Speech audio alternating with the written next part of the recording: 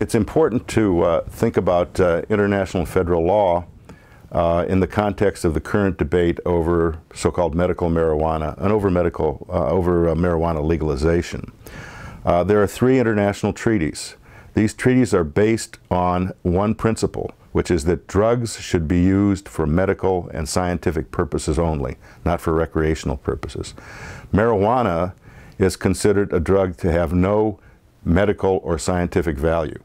There's a conflict, particularly in a federal system like the United States, which has things like referenda you've heard about in California and 15 other states that have basically legalized medical marijuana. The question for the federal government then is, what do they do if a state actually legalizes marijuana? There's a referendum coming up in Colorado that will be an important test of this.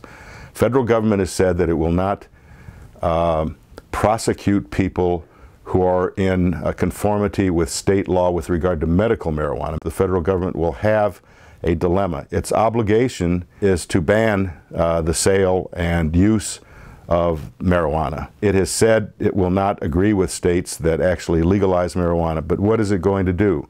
Will it go and arrest people? Will it raid shops that sell marijuana?